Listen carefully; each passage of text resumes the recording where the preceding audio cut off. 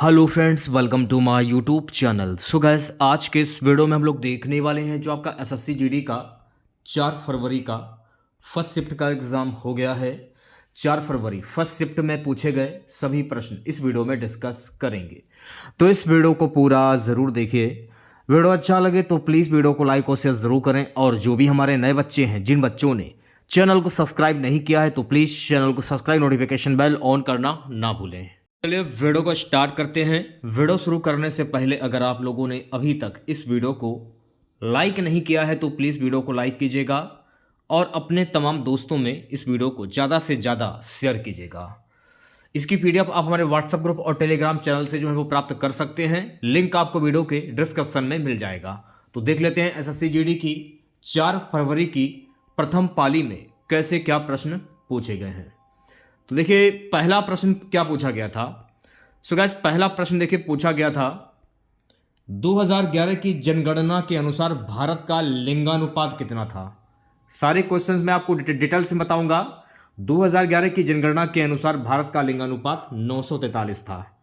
भारत का लिंगानुपात जनगणना 2011 के अनुसार, लिंगानुपात का मतलब प्रति 1000 पुरुषों पर महिलाओं की संख्या होता है।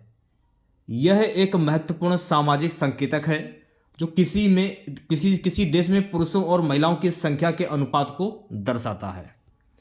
भारत का कुल लिंगानुपात 2011 की अगर मैं बात करूं तो देखिए, इसमें भारत का लिंगानुपात 2011 के अनुसार 943 महिलाओं पर 1000 पुरुष।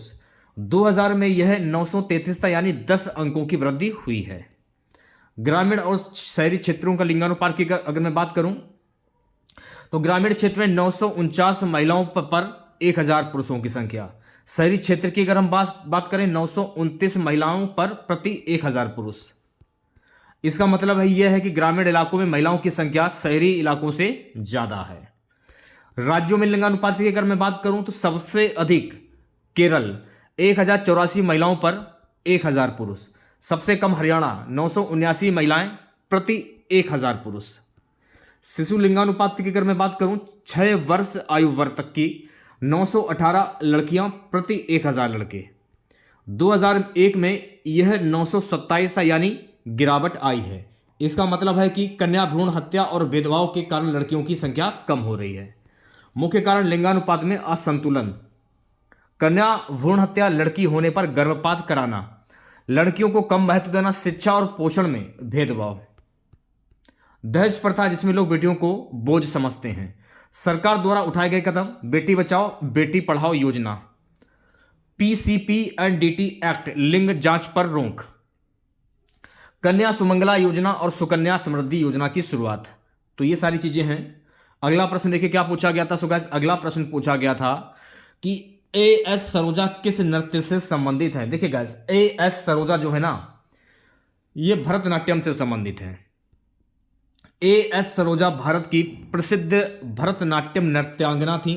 भरतनाट्यम भारत के सबसे प्राचीन और शास्त्रीय नृत्य रूपों में से एक है, जिसकी उत्पत्ति तमिलनाडु में हुई थी। अगर आपसे पूछ लिया जाए कि भरतनाट्यम की उत्पत्ति कहाँ से हुई है, तमिलनाडु से हुई है। अगर हम AS सरोजा के योगदान की अगर मैं बात करूं तो उन्होंने भरतनाट्यम को लोकप्रिय बनाने में महत्वपूर्ण भूमिका निभाई है।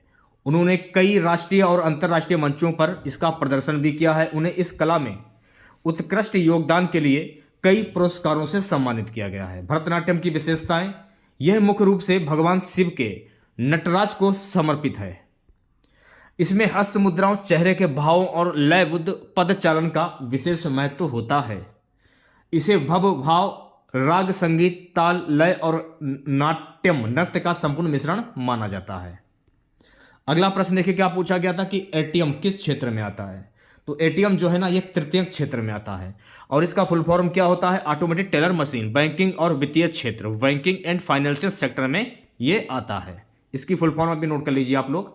यह एक इलेक्ट्रॉनिक मशीन है जिसका उपयोग बैंकिंग सेवाओं जैसे नकद निकासी, जमा बैलेंस जांच, फंड ट्रांसफर आदि के लिए किया जाता है। यह बैंकिंग प्रणाली का एक महत्वपूर्ण हिस्सा है और ग्राहकों को बिना बैंक शाखा गए 24 से 7 सेवाएं प्रदान करता है।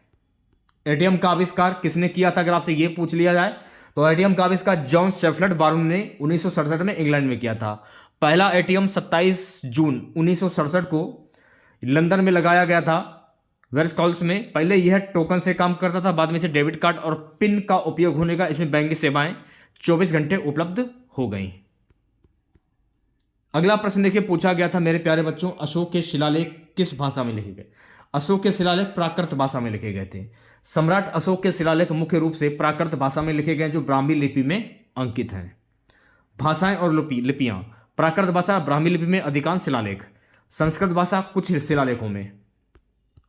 अरमाइक और ग्रीक भाषा की अगर मैं बात करूं तो अरमाइक और ग्रीक भाषा ही अफगानिस्तान में मिले शिलालेखों में है। खरोष्ट लिपि की अगर मैं बात करूं तो ये उत्तर पश्चिम भारत और पाकिस्तान से मिले शिलालेखों में है।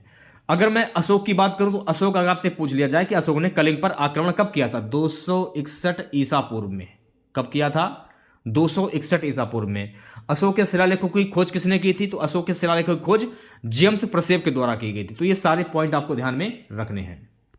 नेक्स्ट क्वेश्चन पूछा गया था, उत्कर्ष गैस किस समूह में रखी जाती है? उत्कृष्ट गैस आधुनिक आवर्त सारणी के समूह 18 में पाई जाती है। इन गैसों को नोबल गैस भी कहा जाता है। उत्कृष्ट गैसों रंगहीन, गंधहीन और स्वादहीन होती हैं। ये गैसें कैसे ज्वलनशील नहीं होती।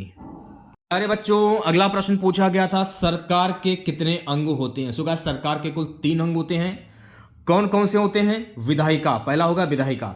तो विधायिका में क्या क्या शामिल है? यह कानून बनाने का कार्य करती है। भारत में संसद, लोकसभा और राज्यसभा विधायिका का प्रमुख हिस्सा है। राज्य स्तर पर विधानसभा और विधान परिषद होती हैं, यह भी आपको ध्यान में रखना। दूसरे पे कार्यपालिका है। कार्यपालिका के अंतर्गत क्या क्या आता है? यह कानूनों को लागू करने का कार्य करती है। इसके प्रमुख अंग होते हैं राष्ट्रपति, प्रधानमंत्री, मंत्रिपरिषद, राज्यपाल और सरकारी अधिकारी। यह प्रशासनिक कार्यों को संभालती है। तीसरे नंबर पे आ जाता है न्यायपालिका। यह कानूनों की व्याख्या और न्याय प्रदान करने का कार्य करती है। इसके अंतर्गत किया जाता है। इसमें सुप्रीम कोर्ट, हाई कोर्ट और जिला न्यायालय शामिल होते हैं। यह संविधान की रक्षा करती है और कानून के अनुसार न्याय दिलाती है। अगला प्रश्न पूछा गया था कि हर्ष का विलोम शब्द क्या होता है? तो विषाद होता है। हर्ष का विलोम शब्द शोक भी होता है, यह आपको ध्यान रखना है। हर्ष का अर्थ होता है खुशी, आनंद, प्रसन्नता। शोक का अर्थ होता है दुख, उदासी, गम। उदाहरण, परीक्षा में अच्छे अंक आने पर राम हर्षित हो गया। दादाजी के निधन से पूरा परिवार शोकग्रस्त हो गया। इस टाइप से आप याद कर सकते हैं। कमल का पर्यायवाची शब्द पूछा गया, तो कमल का पर्यायवाची शब्द क्या होता है? पंकज, सरोज, जलज, नीरज, अंबुज, अरविंद, नलिन, उत्पल, पुंडरीक, तामरस। ये सभी शब्द जो है कमल के पर्यायवाची शब्द होते हैं। अगला प्रश्न क्या पूछा गया था गाइस? अगला प्रश्न पूछा गया था, खेद होना मुहावरे का अर्थ क्या होता है? किसी अपराध या त्रुटि होने पर होने वाला दुख या पश्चाताप। खेद होना मुहावरे का अर्थ पछतावा होना या दुख होना।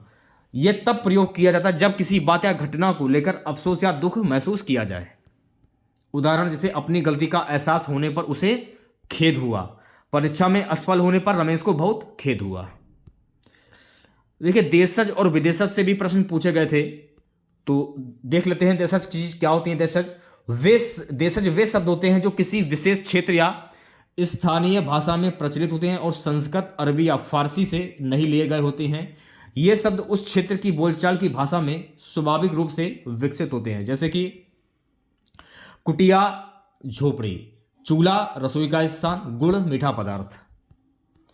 ये शब्द आम बोलचाल में प्रयोग होते हैं और किसी बाहरी भाषा से नहीं आए होते हैं। विदेशी शब्द क्या होते हैं?